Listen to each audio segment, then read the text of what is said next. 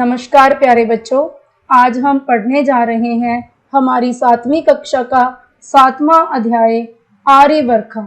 बेटा, ये एक सावन महीने से संबंधित कविता है। बच्चों, इसी महीने सावन शुरू होने वाला है, शायद इसीलिए विभाग की तरफ से ये लेसन आपके पाठ्यक्रम में सम्मिलित किया गया है ताकि आप उचित समय पर इसे पढ़ सकें, इससे सीख सकें और इसका आनंद ले सकें। तो समय व्यर्थ न करते हुए आइए पढ़ते हैं हमारी कविता आर्यवर्षा। तो प्यारे बच्चों, आइए पढ़ें, इसका आनंद लें। आर्यवर्षा आर्यवर्षा, इस तपती धरा पर अपना शीतल जल बरसा। पेड़ सब ठूंठ गए, पंछी चहकना भूल गए, कुमलाह गए हैं पुष्प सारे, बिखरा दो तुम का बादल कारे। सौंदर्य रहित इस प्रकृति का श्रृंगार बन के तू आ। आर्यवर्षा आर्यवर्षा, इस तपती धरा पर अपना शीतल जल बरसा।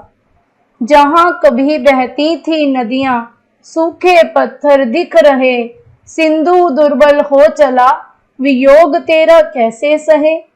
अपने प्रिय के जीवन हेतु गीत मिलन के तू गा। आर्यवर्षा आर्यवर्षा, इस तपती धरा पर अपना शीतल जल बरसा। कश्तियां सब बच्चों की तैरने को हैं खड़ी हुई, उधर किसानों की भी आंखें बस तुझ पर ही हैं गड़ी हुई। खाली पड़ी कोठरियों में अन्न के दाने तू भर जा। आर्यवर्षा आर्यवर्षा, इस तपती धरा पर अपना शीतल जल बरसा। प्यारे बच्चों, इस कविता का आनंद लेने के पश्चात अब हम इसमें कहा क्या गया है, बच्चे इसमें वर्षा से क्या कह रहे हैं, चलो इसका अर्थ समझ लेते हैं। तो सबसे पहले हमने देखा कि बच्चे इसमें वर्षा से जल बरसाने की कामना करते हैं, प्रार्थना करते हैं, बार बार उससे मांग करते हैं कि तू अपने बादलों को बरसा। आर्यवर्षा आर्यवर्षा, इस तपती धरा पर अपना शीतल जल बरसा। तो बच्चे वर्षा से क्या मांग रहे हैं? वर्षा से अपना जल बरसाने की, बादल बरसाने की प्रार्थना कर रहे हैं। बच्चे कहते हैं कि इस तपती हुई, जलती हुई धरा मतलब धरती पर अपना शीतल जल यानी कि ठंडा ठंडा पानी बरसा। तो बच्चों, इससे हमें यह भी पता चला कि वर्षा ऋतु के पश्चात हमारी ग्रीष्म ऋतु होगी, तभी तो हमारी जो धरती है वो गर्मी से तप रही थी।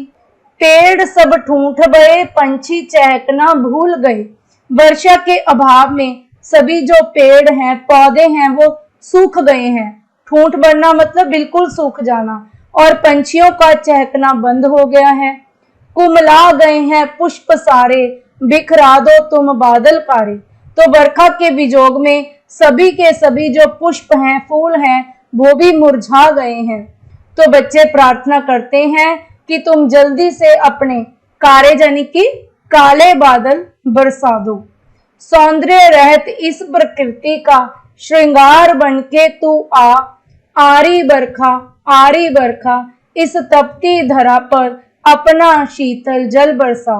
तो बच्चे कहते हैं कि ये प्रकृति सौंदर्य विहीन हो गई है, सौंदर्य रहित हो गई है, इसकी सुंदरता वर्षा ना होने के कारण कहीं खो गई है। तो वर्षा, तू इस धरती का श्रृंगार कर, इस प्रकृति का श्रृंगार कर, इसके श्रृंगार के रूप में तू आके बरस। इस तपती धरा पर, इस जलती तपती धरती को अपने ठंडे जल से शीतल कर। जहां कभी बहती थी नदियां, सूखे पत्थर दिख रहे। तो बच्चे कहते हैं कि जहां कभी नदियों में पानी बहता था, भरी भरी नदियां दिखाई देती थी, अब वहां पर सूखे पत्थर दिखने लगे हैं। सिंधु दुर्बल हो चला, वियोग तेरा कैसे सहे। जब नदियों में ही पानी नहीं है तो समुद्र में पानी कहां से आएगा।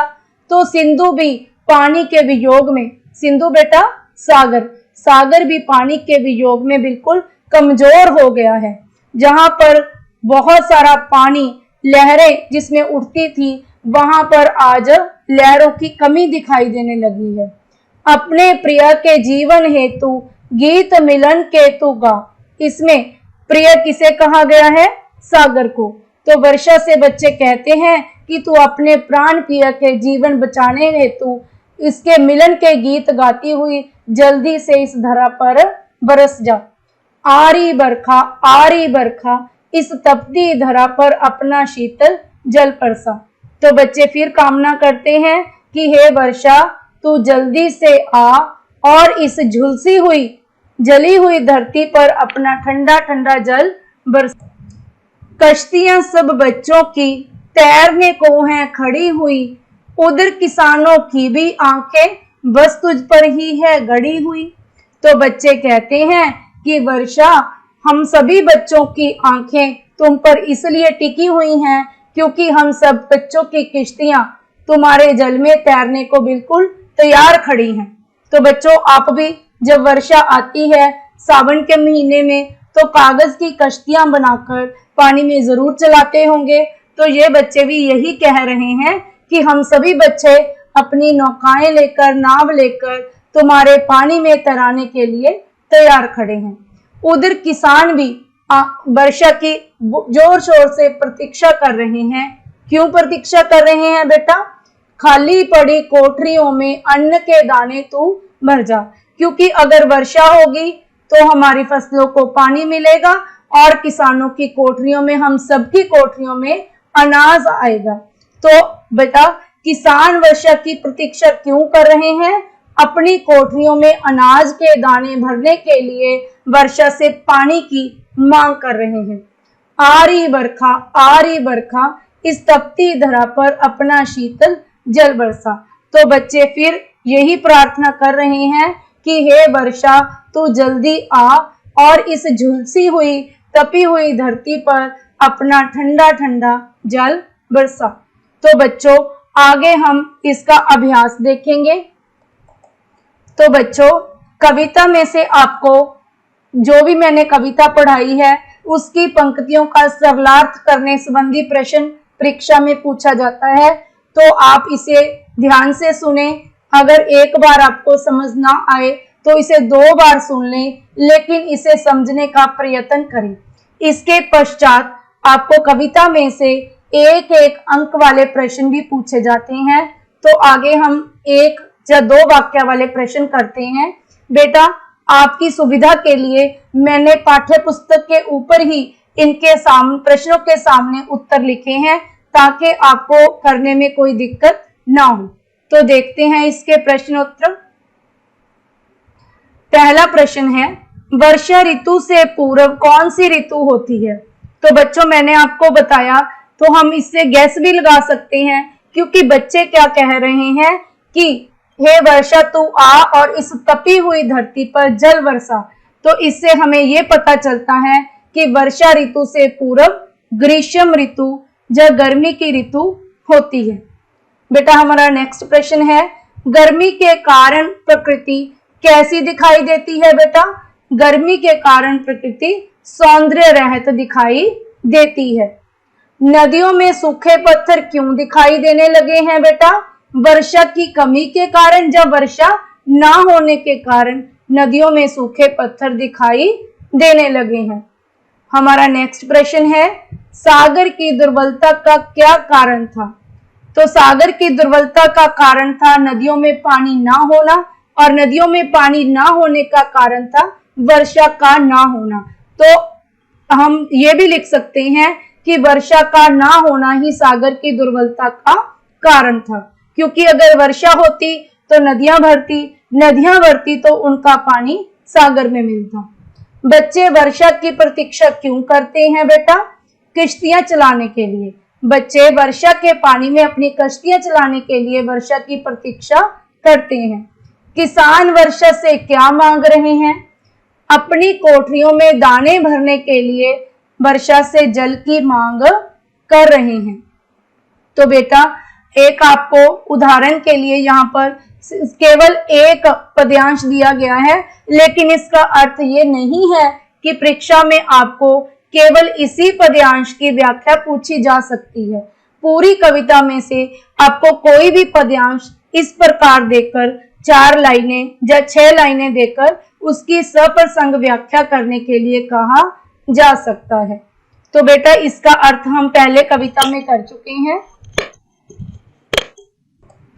तो बेटा हमारा नेक्स्ट अभ्यास है पर्यायवाची शब्द लिखें। बेटा पर्यायवाची शब्द होते हैं समान अर्थक शब्द, जिनके अर्थ एक जैसे हों उन्हें हम समान अर्थक या पर्यायवाची शब्द कहते हैं। तो बरखा, बरखा को हम क्या कह सकते हैं बेटा? बारिश, मेघ, वर्षा। यहाँ पर मैंने गलती से वर्षा लिख दिया है, जहां पर ब बकरी वाला नहीं आएगा, व आएगा, वो वक वाला, वर्षा। नेक्स्ट है हमारा धरा। धरा का जो अर्थ होता है धरती, पृथ्वी। हमारा तीसरा है पेड़, पेड़ को हम वृक्ष, तरु कह सकते हैं। जल, जल का अर्थ है बेटा पानी, नीर। पंछी, पंछी को हम पक्षी भी लिख सकते हैं, मैंने खग और विहग लिखा है। पुष्प, पुष्प को हम फूल, सुमन लिख सकते हैं। आगे है बेटा बादल, घन, मेघ, जलद, कुछ भी आप लिख सकते हो। नदी, सरिता, तटिनी। आगे बेटा सिंधु है, सिंधु का अर्थ होता है सागर या समंदर। तो हमें यहाँ पर 2 कम से कम लिखने होते हैं पर्यायवाची शब्द, तो ये मैंने दोनों ही लिख दिए हैं। आगे बेटा पत्थर है, पत्थर का है पाहन, शिला। आगे है बेटा किश्ती, किश्ती का हम क्या लिखेंगे? नौका, नाव। इसके बाद आगे बढ़ते हैं प्यारे बच्चों, हमारा नेक्स्ट अभ्यास है विपरीत शब्द लिखें। बेटा पहले हमने पर्यायवाची शब्द लिखे थे, अब हम विपरीत शब्द लिखेंगे। विपरीत का अर्थ होता है उल्टे अर्थ वाले शब्द। तो बेटा शीतल, शीतल का अर्थ होता है बिल्कुल ठंडा, लेकिन यहाँ पर हम गर्म ना लिखकर शीतल का विपरीत लिखेंगे ग्रीष्म। कुमलाना, कुमलाना इसका विपरीत आएगा खिलना। बिखराना, बिखराना किसी चीज को बिखेर देना। तो हम कोई चीज बिखेरते हैं तो उसका विपरीत क्या होता है? हम उस चीज को इकट्ठा करते हैं, यानी कि समेटते हैं। तो इसका विपरीत बेटा क्या होगा? समेटना। आगे है बेटा दुर्बल, दुर्बल यानी कि कमजोर, जिसमें बल की कमी हो। दुर अपने आप में एक नेगेटिव शब्द है। तो सबल, सबल यानी कि बलशाली, बल सहत, ताकतवर भी आप लिख सकते हो, बलशाली भी लिख सकते हो, लेकिन दुर्बल के आगे सबल ज्यादा अच्छा लगता है। वियोग, संयोग, मिलन, विछुड़न। मिलन, विछुड़न भी लिख सकते हो, मिलन का आप बिरहा भी लिख सकते हो। प्यारे बच्चों आगे एक बहुत ही दिलचस्प एक्टिविटी है आपके लिए। नीचे एक बॉक्स में बरखा के समानार्थक शब्द लिखे गए हैं। ये कुल 9 शब्द बनेंगे इस पूरे खाने में से। इसमें से एक आपको मेह ऐसे करके दिखा दिया गया है। अब आपने 8 और शब्द जो हैं वो ढूंढने हैं। तो बेटा इसे करने के लिए ये तरीका है कि सबसे पहले हम जो हॉरिजॉन्टल लाइंस हैं उनको चेक करेंगे, उसके बाद हम जो वर्टिकल कॉलम है उन्हें आप चेक करेंगे। तो सबसे पहले पहली लाइन देख लेते हैं बेटा। इसमें शब्द बन रहा है शीतांज। शीतांज, शीतांज का मतलब होता है छींटा छाटी, किनमिन किनमिन। तो इसका भी अर्थ बरखा होगा। तो आप यहाँ पर शीतांज शब्द जो है वो लिख सकते हो। तो दूसरा देखिए बेटा, दूसरी रो में वैसे तो कनी बन रहा है, लेकिन हम इसको अभी ऑप्शन में रखेंगे, आगे देखते हैं। तीसरी लाइन में मेह बन रहा है, ये हमें ऑलरेडी दिया हुआ है। चौथी लाइन में कुछ भी नहीं बन रहा है। पांचवी लाइन में भी कुछ नहीं बन रहा है। छठी लाइन में भी कुछ नहीं बन रहा है। सातवीं लाइन में बन रहा है बेटा जल वृष्टि। जल वृष्टि का अर्थ भी बरखा ही होता है। तो अभी हमने दूसरा और तीसरा फिल कर लिए। एक तो हमारा हो गया शीतांज और तीसरा हो गया जल वृष्टि। उसके बाद में हम जो वर्टिकल लाइंस हैं वो चेक करेंगे। तो पहली देखिए, इसमें देखिए ये मेह था और यहाँ पर मेह शब्द भी बन रहा है, इसका भी यही अर्थ होगा बेटा। फिर हमारा जो पांचवा हम फिल करेंगे वर्षा, तो इस लाइन में हमारे दो हो गए, एक तो मेह हो गया और एक वर्षा। इसके बाद बेटा इसमें बरखा तो हमारा पहले ही है प्रश्न में, तो हम इसे नहीं लिखेंगे। आगे बढ़ते हैं बेटा, इसमें देखिए क्या है,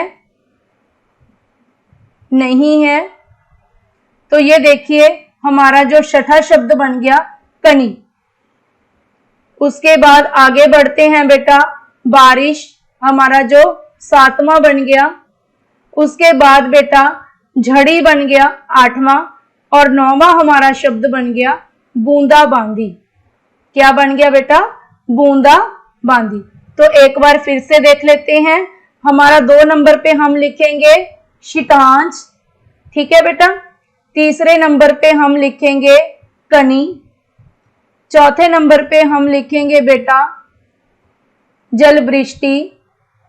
5वें नंबर पे हम लिखेंगे मेह। छठे पे हम भरेंगे बेटा वर्षा। 7वें में हम भरेंगे बेटा, 7वें में देखो क्या भरा था हमने, कनी भी भर सकते हो, बारिश भरेंगे हम, जहां पर हम क्या भरेंगे? बारिश। 8वें में हम भरेंगे बेटा झड़ी, और 9वें पे हम भरेंगे बेटा बूंदा बांदी। तो इस प्रकार से हमारा जो बॉक्स है वो कंप्लीट हो जाएगा। तो प्यारे बच्चों, मुझे पूरी उम्मीद है कि आपको मेरा पढ़ाया हुआ लेसन अवश्य समझ में आया होगा। बेटा ये मेरा केवल एक छोटा सा प्रयास है ताकि आपका लॉकडाउन के पीरियड के दौरान कोई भी हर्ज ना हो, नुकसान ना हो। लेकिन इसके लिए आपको थोड़ी दिलचस्पी लेनी होगी, वीडियो को पूरा देखना होगा। पूरा देखने के पश्चात आप कविता को समझ भी जाओगे और अपने अभ्यास के सभी प्रश्नोत्तर हल भी कर पाओगे। तो बच्चों, मेरे चैनल को ज्यादा से ज्यादा लाइक करें, शेयर करें, सब्सक्राइब करें। सब्सक्राइब करने के पश्चात बेल आइकन को अवश्य प्रेस कर दें ताकि इसके जो नोटिफिकेशन है वो साथ ही साथ आपके पास पहुंचते रहें। बहुत बहुत धन्यवाद।